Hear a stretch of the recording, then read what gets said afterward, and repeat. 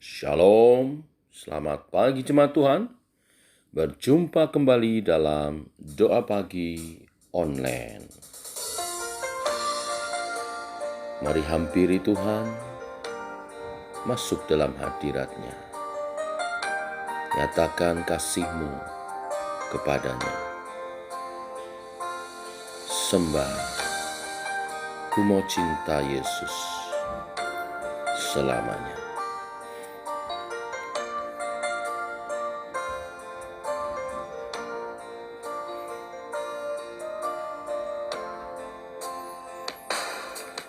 Ku mau cinta Yesus selamanya.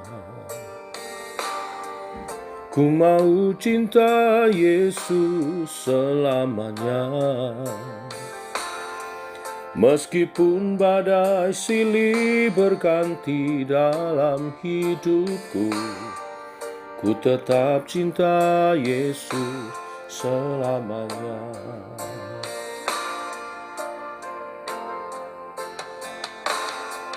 Ku mau cinta Yesus selamanya.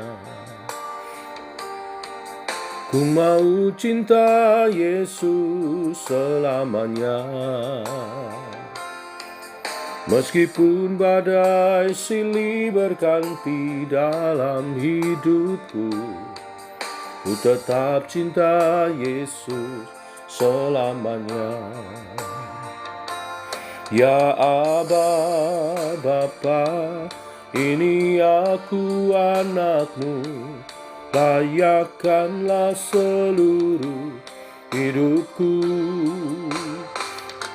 Ya Aba, Bapa, ini aku anak-Mu, pakailah sesuai dengan rencana-Mu.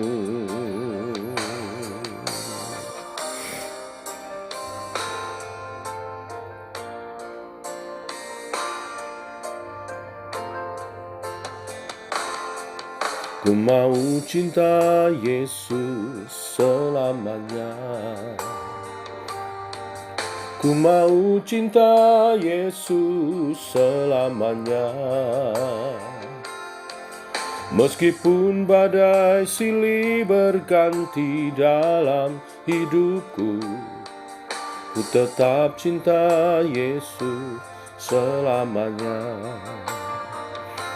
Ya Aba, Bapa, ini aku anak-Mu, layakkanlah seluruh hidupku. Ya Aba, Bapa, ini aku anak-Mu, pakailah sesuai dengan rencana-Mu. Ya Aba, Bapa, ini aku anak-Mu, layakkanlah seluruh hidupku. Oh, ya Aba, Bapa, ini aku anak-Mu, pakailah sesuai dengan rencana-Mu. Pakailah sesuai dengan rencana-Mu. Pakailah sesuai dengan rencana-Mu.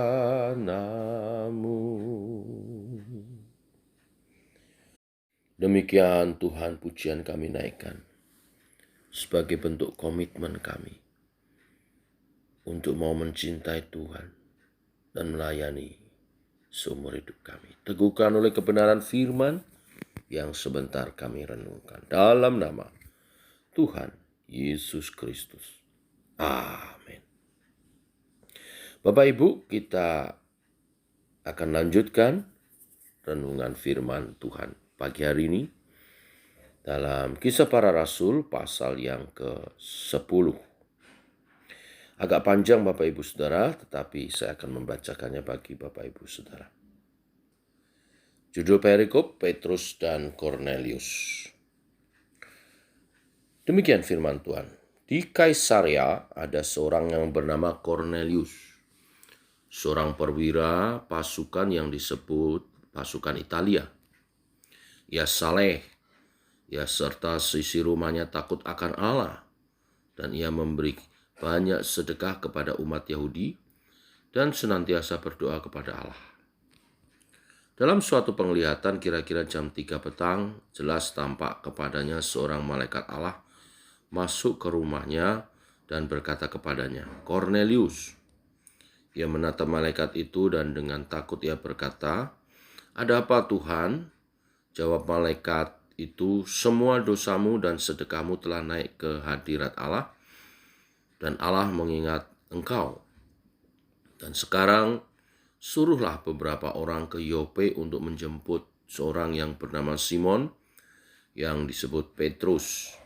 Ia menumpang di rumah seorang penyamak kulit yang bernama Simon, yang tinggal di tepi laut." Setelah malaikat yang berbicara kepadanya itu meninggalkan dia, dipanggilnya 2 orang hambanya serta seorang prajurit yang saleh dari orang-orang yang selalu bersama-sama dengan dia. Dan sesudah ia menjelaskan segala sesuatu kepada mereka, ia menyuruh mereka ke Yope. Keesokan harinya, ketika orang itu berada dalam perjalanan dan sudah dekat kota Yope, kira-kira pukul 12 tengah hari, naiklah Petrus ke atas rumah untuk berdoa. Ia merasa lapar dan ingin makan. Tetapi sementara makanan disediakan, tiba-tiba rohnya diliputi kuasa ilahi. Tampak olehnya langit terbuka, dan turunlah suatu benda berbentuk kain lebar yang bergantung pada keempat sudutnya, yang diturunkan ke tanah. Di dalamnya terdapat berbagai jenis binatang berkaki 4, binatang menjalar, dan burung. Kedengaranlah olehnya suatu suara yang berkata, "Bangunlah, hai Petrus, sembelihlah dan makanlah." Tetapi Petrus menjawab, "Tidak Tuhan, tidak. Sebab aku belum pernah makan sesuatu yang haram dan yang tidak tahir." Kedengaran pula untuk kedua kalinya suara yang berkata kepadanya, "Apa yang dinyatakan halal oleh Allah, tidak boleh engkau nyatakan haram." Hal ini terjadi sampai 3 kali, dan segera sesudah itu terangkatlah benda itu ke langit. Petrus bertanya-tanya di dalam hatinya, apa kiranya arti penglihatan yang telah dilihatnya itu? Sementara itu telah sampai di muka pintu orang-orang yang disuruh oleh Kornelius dan yang berusaha mengetahui di mana rumah Petrus. Mereka memanggil seorang dan bertanya, apakah Simon yang disebut Petrus ada menumpang di rumah itu? Dan ketika Petrus sedang berpikir tentang penglihatan itu, berkatalah roh, "Ada 3 orang mencari engkau. Bangunlah, turunlah ke bawah, dan berangkatlah bersama-sama dengan mereka. Jangan bimbang, sebab aku menyuruh mereka kemari." Lalu turunlah Petrus ke bawah dan berkata kepada orang-orang itu, "Akulah yang kamu cari. Apakah maksud kedatangan kamu?" Jawab mereka, "Kornelius, seorang perwira yang tulus hati dan takut akan Allah, dan yang terkenal baik di antara seluruh bangsa Yahudi, telah menerima pernyataan Allah dengan perantaran seorang malaikat kudus, supaya ia mengundang engkau ke rumahnya dan mendengar apa yang akan kau katakan." Sampai di sini pembacaan firman Tuhan kita, Bapak Ibu Saudara sekalian. Nanti boleh diselesaikan sampai ayat yang terakhir. Bapak Ibu, bagian ini mengisahkan awal penyebaran Injil kepada semua bangsa-bangsa yang bukan Yahudi.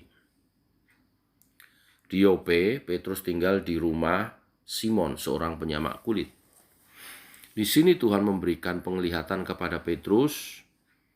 Ia melihat ada sebuah kain lebar yang di dalamnya terdapat binatang berkaki 4, binatang menjalar dan burung.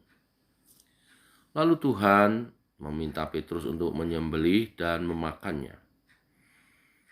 Namun Petrus menolak, jelas untuk makanan yang memang dalam budaya Yahudi adalah najis. Ia tidak pernah makan makanan yang najis. Tuhan pun berkata bahwa apa yang dinyatakan Allah halal, tidak boleh dinyatakan najis oleh manusia. Hal ini diulangi sampai 3 kali. Pengulangan ini menunjukkan penegasan pesan itu. Petrus memikirkan apa makna penglihatan itu. Belum memahami penglihatan itu, Petrus diberitahu bahwa ada 3 orang yang datang mencarinya. Roh Kudus memberitahu kepadanya dan meminta ia pergi bersama-sama ketiga orang itu ke Kaisaria. Setelah mengetahui alasan kedatangan mereka, barulah Petrus memahami arti penglihatan itu. Dia pun pergi ke Kaisaria dan memberitakan Injil Yesus Kristus di rumah Cornelius, perwira pasukan Itali. Inilah berita firman hari ini, berkat bagi kita. Tuhan sedang mempersiapkan Petrus untuk lebih jauh masuk ke dalam rencana keselamatan Tuhan. Tuhan sedang meruntuhkan pemahaman agar ia bisa mengerti bahwa rencana Allah ada rencana yang besar. Dan itu berhasil. Petrus menyadari bahwa Allah telah meruntuhkan tembok pemisah antara Yahudi dan bukan Yahudi. Sebab keselamatan adalah bagi semua bangsa. Lagi pula ia menyaksikan karunia Roh Kudus sudah dicurahkan kepada Cornelius dan seisi rumahnya. Nanti saudara baca di ayat 45-46. Ya, atau saya baca sekalian ya Bapak Ibu Saudara sekalian. Ayat 45, dan semua orang percaya dari golongan bersunat yang menyertai Petrus tercengang-cengang karena melihat bahwa karunia Roh Kudus dicurahkan ke atas bangsa-bangsa lain juga. Sebab mereka mendengar orang-orang itu berkata-kata dalam bahasa roh dan memuliakan Allah. Dan seterusnya. Nah, Bapak Ibu jemaat Tuhan, sekali lagi inilah kerinduan Tuhan agar semua kita memahami rencana agung Tuhan. Dan jangan membatasi pekerjaan Tuhan untuk kalangan kita sendiri saja. Beritakan Injil bagi setiap orang. Muliakan Tuhan dan agungkan Dia. Dan Tuhan akan menyertai dengan tanda-tanda dan mujizat dan kuasa-Nya. Oleh kuasa Roh Kudus. Oleh sebab itu kita mesti peka akan pimpinan Roh Kudus. Kemana kita dituntun, tidak boleh membatasi pekerjaan Tuhan hanya untuk golongan dan kelompok kita saja, tetapi untuk semua orang. Demikian berita firman hari ini, Tuhan memberkati. Mari kita berdoa. Bapa, kami mengucap syukur untuk hari yang baru, hari yang limpah dengan berkat-Mu. Engkau mengawali pagi hari ini, bagi kami dengan berkat kebenaran firman Tuhan. Engkau mengingatkan kepada kami bahwa rencana agung-Mu adalah Injil bagi seluruh umat manusia di dunia ini. Adalah tugas kami memberitakan Injil kepada setiap orang. Adalah kami melayani Tuhan untuk setiap orang. Kami tidak egois hanya memikirkan kelompok kami saja, gereja kami saja.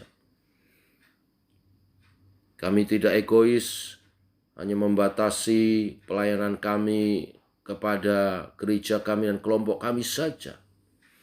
Tetapi kami punya panggilan secara universal bagi semua orang. Oleh sebab itu, kami mau Tuhan, misi gereja tidak hanya untuk kelompok kami saja, sinode kami saja, untuk orang-orang kami saja, tapi kami belajar dari kebenaran firman ini, kami mau melayani kepada siapapun orang, kelompok, daerah, di mana Engkau mengutus kami. Dan Injil diluaskan, dan banyak orang menerima Yesus sebagai Tuhan dan Juru Selamat, dan banyak orang dilayani, bertumbuh iman percaya, menjadi murid-murid-Mu. Teguhkan Tuhan dengan kuasa Roh Kudus. Allah Roh Kudus urapi kami, dan Engkau yang menuntun setiap pemberitaan kami, pelayanan kami. Yang sakit peroleh kesembuhan, yang lemah dikuatkan, ada pertolongan, tuntunan, hikmat, sehingga persoalan-persoalan yang dihadapi setiap umat Tuhan yang kami jumpai dan kami layani, tertolong oleh karena kuasa nama-Mu, oleh karena pertolongan dalam nama Yesus, dan nama-Mu diagungkan, dimuliakan, dan orang-orang boleh menerima Yesus sebagai Tuhan dan Juru Selamat, dan mereka diselamatkan. Inilah rencana-Mu, pakailah kami seturut kehendak-Mu. Kami berdoa memasuki tahun 2022, supaya Indonesia lebih terbuka akan Injil Tuhan.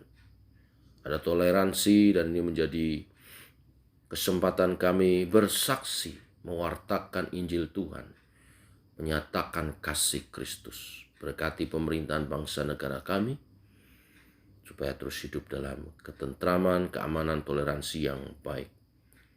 Berkati di musim penghujan ini, dijauhkan dari segala bencana-bencana. Bila ada bencana-bencana pun Tuhan Kau menolong melalui pemerintah dapat memberi bantuan-bantuannya dan tepat pada sasaran, dan evakuasi dan juga pertolongan pertama dapat terjadi dengan baik. Berkati pemerintah kami sekali lagi Tuhan. Presiden Jokowi dengan staf menterinya bersama Kapolri TNI bersatu mengamankan negeri ini, mengatur negeri ini dengan baik, sehingga ada keamanan, ketentraman, ada pertumbuhan ekonomi, dan ada juga, inilah doa-doa kami. Dalam nama Tuhan Yesus kami berdoa, kami mengucap syukur. Amin. Demikian saudara doa pagi kita. Selamat pagi, selamat berjalan bersama dengan Tuhan. Shalom. Tuhan memberkati. Tetap semangat.